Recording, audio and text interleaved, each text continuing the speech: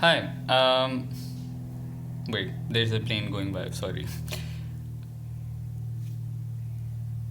All right. I'm back.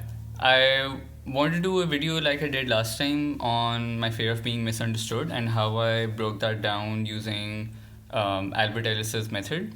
So I I thought I would do another one because we all have more or less very similar fears, and and it's good to hear the people out who have similar fears because we can see how they have broken that down rationally, and we can in that way polish our own rational sensibilities and apply that forward to other fears and beliefs as well.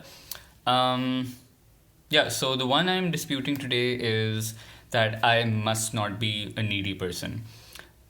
Someone who, in my head, some needy is someone who asks a lot of questions, who asks for a lot of help and support. And while I am someone who is always encouraging people, even on the WhatsApp groups and even on the Facebook group, to always ask questions and always reach out when they want to. Obviously, we attach different standards to our own selves. So yeah. And I was experiencing, and I know a lot of people who do hesitate to reach out because they feel a lot of guilt and shame for reaching out and asking for help. And I saw and I noticed that I myself was having that somewhere as well. So I thought, why not dispute it? Because it would be really helpful to look at how much weight this fear actually holds. So, also to give further context is also that I have always liked being able to help other people or offering any kind of support I can, or just even hearing them out.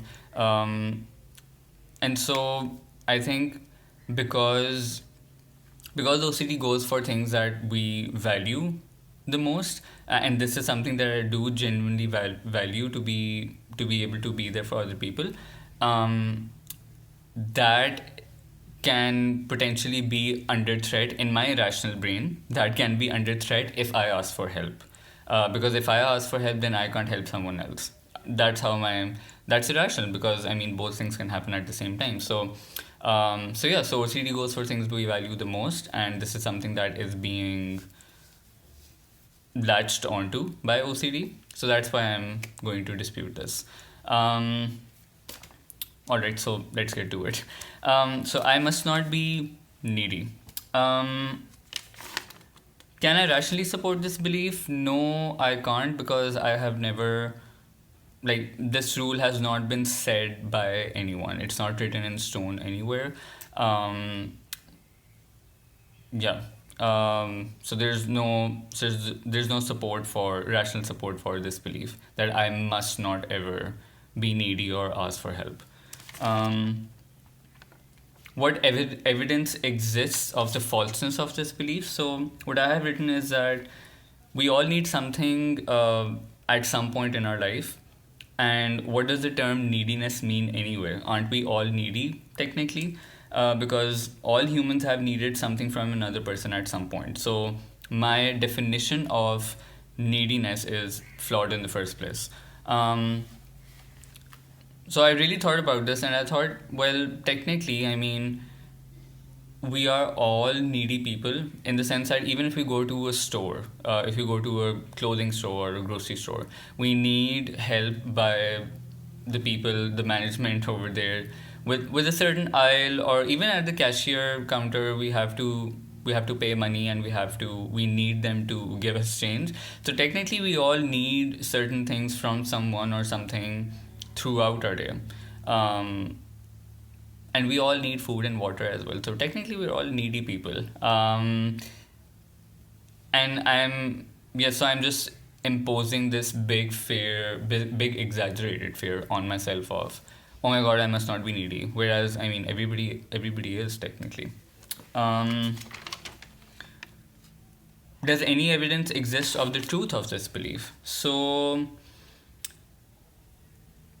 what I've written is that no, not quite. There's no truth behind this belief because The notions I derive of neediness come from connotations of that label in films, music, books, everyday conversations, and those derived meanings are societally constructed, which does not mean they are right. At times in the past, I have been annoyed by very needy people, and so I have distanced myself from them. So, that only shows that I'm afraid to get the same treatment, and B, that's down to my perception of those people, not who or what they were. So, so I mean, we've all seen those movies or read those books or had conversations with our friends where we are criticizing needy people and being like, "Oh my God, he or she was so needy. I don't want them around. Why are they here?" Sorry, I'm doing a bad imitation, I guess, but yeah. So there's a lot of criticism attached to being needy or needy people. So maybe that's where I derive my connotation of that from. And um, yeah, and just because it is a widely held belief by so many people, generally in society, that needy people maybe are bad. I mean, not bad, but like annoying. That does not make it right. Even if that is true, even if I'm not saying that does exist in my irrational head, that exists, but it doesn't. So just remember that this dispute is according to the constructed fears and beliefs in my head currently. I'm not this. This is no like universal generalized law or rule or notion. Um, Number five. What are the worst things that could actually happen to me if I don't get what I think I must, or I do get what I think I must not get? Basically, what are the worst things that could happen if I am a needy person? Number one, I've written abandonment, which I also wrote for my fear of being misunderstood, that people will abandon me in my life. So in this case, I feel like I will annoy people so much that they will abandon me. Number two, going from person to person, bouncing in between, desperate for answers slash help. I don't know why I feel like I have this image in my mind that if I ask for help, I will just be like, oh my God, I will just be going here and there and always just desperate for answers and being like, please help me.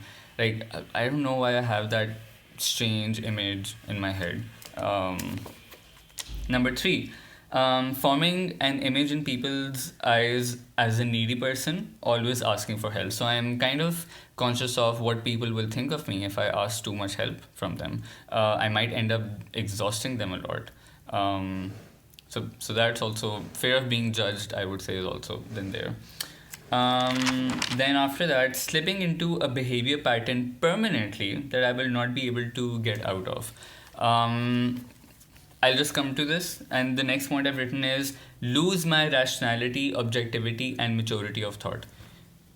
That actually sounds a bit conceited, but like, so for some reason I've always exerted a lot of pressure on myself to always be sensible and know I must always be objective and rational and steady. I don't know why, but and so if I ask for help, I feel like I will slip into some kind of bad behavior pattern and I will be permanently stuck there forever and I won't be able to get out of it. So so yeah, I mean, obviously that's irrational. I even if I'm saying this out loud, it sounds so irrational. I know it's irrational. So so yeah, that in my head that's the worst that could happen. And the last thing I've written is living with the guilt and shame of A, pushing people away, and B, not being able to get better. So I fear that I will always have that and I will not know how to get rid of that. And the last thing is basically what good things can come of if I am a needy person. Um, so I actually really thought about this and I thought, okay, well, there is a good side to it as well. It's not me forcing to think of a good side. There is a good side. So l- by being a needy person, I can actually learn how to ask for help and eventually not feel guilty about it and feel like it is a normal thing. So, I mean, I think the more we do something that we feel is very odd, the more we feel like, okay, it's not actually as bad. So I can actually develop that muscle of learning to reach out and asking other people for help when I need it. Um, then learning that human beings cannot spend their lives without needing something from someone, because I'm sure you also do not know anybody in your life who who has not needed something from somebody else.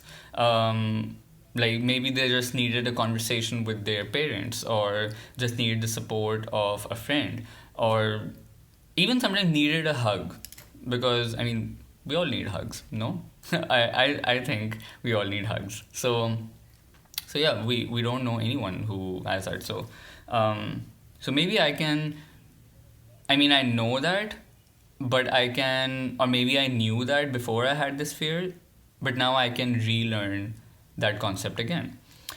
Um, and what other good thing can come is that by being needy, I can actually get some good answers, guidance, and tips from the people I ask help from.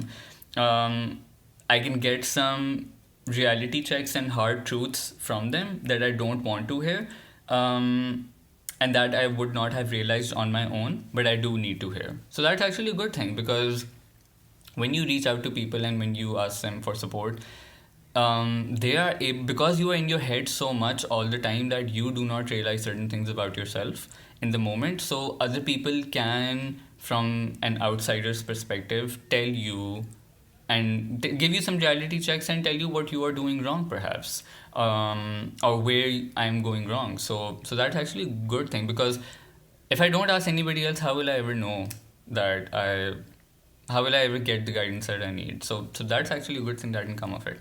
Um, I also extended that and said that, I mean, the potential good things that can come from being needy is that if I'm needy and if I'm abandoned by people, so what good thing could come from that as well is that it might push me to make some needed changes in my life. I will realize I really need to apply the tools and concepts I have learned through therapy or through coaching, and change the way I behave and think. Um, and so because of that, I'm going to be able to form a new outlook on life, learning some hard lessons, having a more healthy mindset and lifestyle. So I mean, when we have hardships in our life, that usually is the point where we are all able to really push ourselves and make some changes in our life. Otherwise, we can all stay in our comfort zones and keep on going on and on and on. We don't feel like we are challenged or we need to challenge ourselves, but only when we face some big hurdles in our life, that is when we are like, okay, something needs to change. So, so yeah, I thought these are some good things that could actually come of it. There are some points in here that might be the same or very similar to the ones I wrote in my fear of being misunderstood. But that's actually a good thing. So if your points get repeated when you are disputing, see that as a good thing, not as, oh, but there's nothing different over here. Don't think that. Because repetition shows you a certain thought pattern or behavior pattern that you're having, and it can eventually lead you to your core fears slowly. So, for example, in the previous one and in this one, both, there is the theme of abandonment comes up. So that shows that my fear of abandonment is perhaps a deeper fear, and that is perhaps the one that is fueling all these other small fears. So when I dispute my fear of abandonment, which I haven't yet, and I will at some point, that is when I might get even more insights then. So it's like peeling one layer after another. And if you realize, for example, when I'm disputing all these fears and I have realized, okay, my fear of abandonment is perhaps lying at like a deeper level, I'm not going to immediately jump to my fear of, that's how I personally approach it. You can do it differently, of course, but I will personally not jump to my fear of abandonment directly. or even if I do, I will not ignore the smaller fears that lie on top of it, because we don't realize sometimes how one fear can drive smaller behavior patterns in our life that we don't realize are happening.